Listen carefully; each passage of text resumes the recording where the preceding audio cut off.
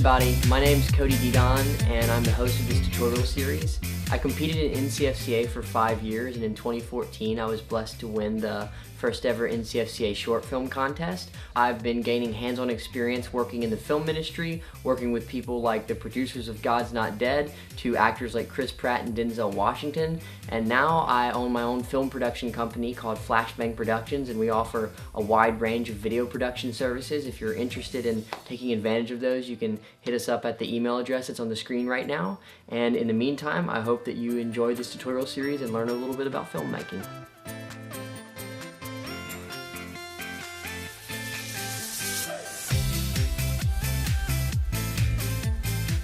Well, it's time to get geared up to shoot your short film. But there's a whole lot of gear out there. A whole lot of gear that you can buy online, that you can buy at stores for your cameras. So what I'm going to do in this video is I'm going to just demonstrate a few pieces of gear that I own for you, just to give you a little idea of what is out there, how to achieve different kinds of cinematic looks, and hopefully whet your appetite to go exploring for yourself. So, let's go. Alright, so the first piece of gear that we're going to be checking out is one that's really simple and that you may be familiar with, but I'm going to explain it anyway. It's called a tripod, and I have one right here in my hands. So it just has 3 legs that periscope out to different lengths. And what this piece of gear does is it simply allows you to keep your camera steady like that. You just fix your camera to the head of the tripod in whatever way your tripod works. And it just keeps your camera steady so that if you want to get a steady shot, just a still shot, then your tripod's got you covered. And it's actually really, really nice, because if you just hold your camera all the time, your shots are going to look shaky and unprofessional. So I recommend using a tripod if that's the type of shot you're going for. But a tripod can do a little more than that as well. A tripod can also pan up and down.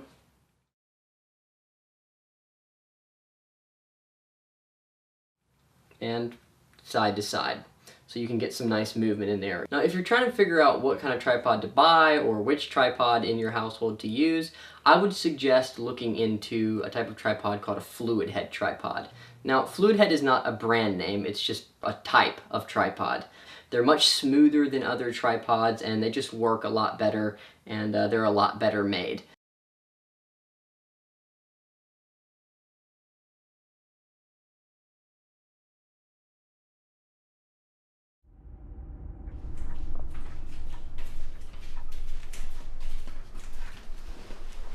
They're gonna be here in half an hour. It's gonna be so much fun. My grandfather come from old country. He very anxious to meet you, but he do not understand way of American team. So please, just smile and avoid word like your dog and what up, okay?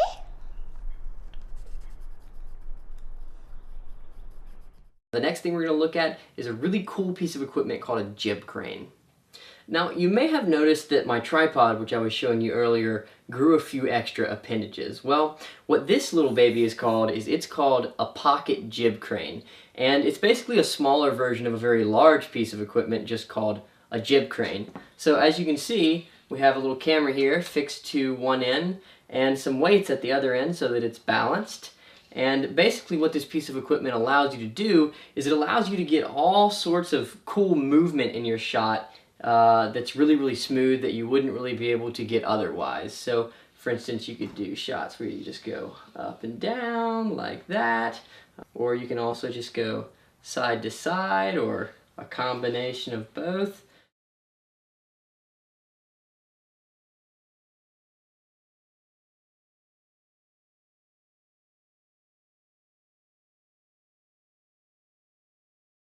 And you can extend it out to all sorts of different lengths so that you can get kind of a different amount of movement in your shot. And then the weight on the back end moves back and forth accordingly so that you can balance it. And then say you perhaps want to focus on a particular object as you move up and down. Well, it can accommodate you there too.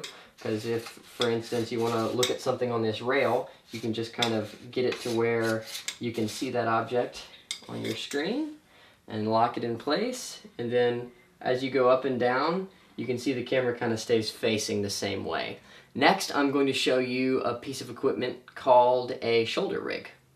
If you're looking for a piece of gear that pretty much looks like a super awesome alien gun and just so happens to double as a camera steadying device, then look no further than the nifty shoulder rig. The shoulder rig is one of my favorite pieces of gear that I own. The shoulder rig allows you to get a handheld style look without too much shake and without getting really, really tired. Just put your camera up here like this, and the shoulder rig braces on your shoulder and in your core so that your camera doesn't move unless your whole body moves. And what that allows you to do is to, again, create a handheld style look without having your camera like this, where it's just shaking a ton and making your arms really, really tired. So if you would be interested in getting a shoulder rig, I would recommend the Cowboy Studio shoulder rig. They're really, really cheap. They're about 40 or 50 bucks online. Now, I have some accessories on this, like these carbon fiber rods and this grip and this little focus assist knob, which allows you to focus from the side of your camera as opposed to right here. Those accessories are a little more expensive, but even if you just want to get the shoulder rig itself, I think it would be a really helpful piece of gear to have in your arsenal.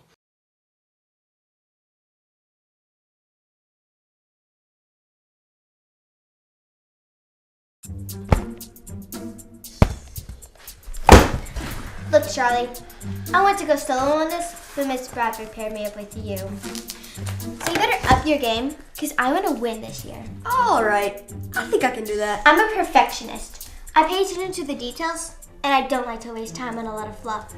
So if you have anything that needs to be addressed, put it in a text. Oh, and stick to the point. A text? Are you kidding me? I don't even have Now, I started the research weeks ago, so we already have a head start. And I have the breakdown of the components and properties are all in order. Now all we need are the visuals. components, properties. I'm not We're sure. so going to blow everyone away. If we win, not only do we get to go to the award banquet, but we get to be principals for the day. Pizza. Child. And next we're going to look at a piece of gear called a slider. Just like everyone always says, it's all about the sliders. I've actually never heard anyone say that ever before, like at any time ever, but it is a really, really good introduction to this really awesome piece of gear called a slider. Meet the slider. As its name implies, it allows your camera to slide, which is really awesome for several reasons. It's really good for transitions into and out of scenes by either sliding out from behind something to do a reveal, or sliding behind an object that's close to the lens to kind of transition into the next scene. You know, about a week before Brother Kelly died, most of you knew him as Reginald or Reggie. I was sitting It's with him. also really good for just getting a little bit of subtle movement in your scene, which is something that most audience members don't even notice. But if there's just a little bit of camera movement in your scene, just like that, it makes your film look so much more professional. And it's just, I love it, because you can put things in the foreground, the middle ground, and the background, and as you move, they kind of all move at different speeds because they're different lengths away from the camera, and it's really, really cool. You can also turn your slider like this, and you could turn your camera to face forward, and you could slide either towards or away from your subject, also producing a really cool effect. One important thing that I would suggest for you to do if you're using a slider is to make sure that it's level, depending on the shot that you're doing, but generally speaking it needs to be level.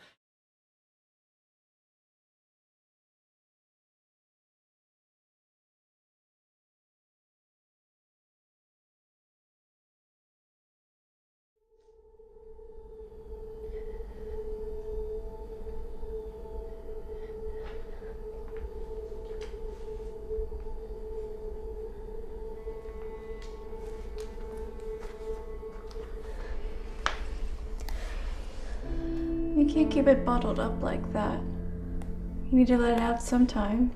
I don't want to talk about it. Your mother needs you. She misses him too, you know? No, she doesn't. Yes, she does. No, she doesn't. She doesn't care about me or him. She doesn't care about me as much as he did. She hurt him all the time. I saw her. And he never hurt anybody. He made people feel better about themselves everywhere he went. I know. Your dad had that way with people. At the funeral, she was so shocked all those people showed up. All those people loved him. Not as much as I do.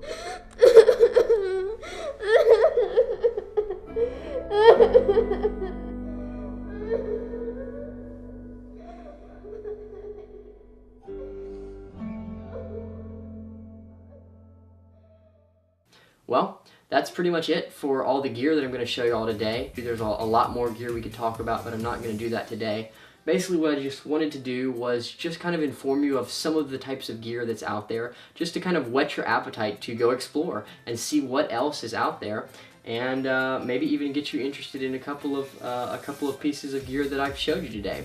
I would encourage you that whatever type of gear you have, just make sure that you play around with it at home and have a good idea of how to use it before you get on set, because there's nothing worse than getting on set and not really understanding how a piece of gear works, because it just wastes a lot of time and it doesn't make your day go very smoothly. Finally, the last thing that I would tell you is, regardless of what gear you have, whether or not you have tons of gear or just a little bit of gear at all, that doesn't really matter. The most important thing is that you have a good story to tell and that you tell it. So I encourage you to get out there and just start telling your stories.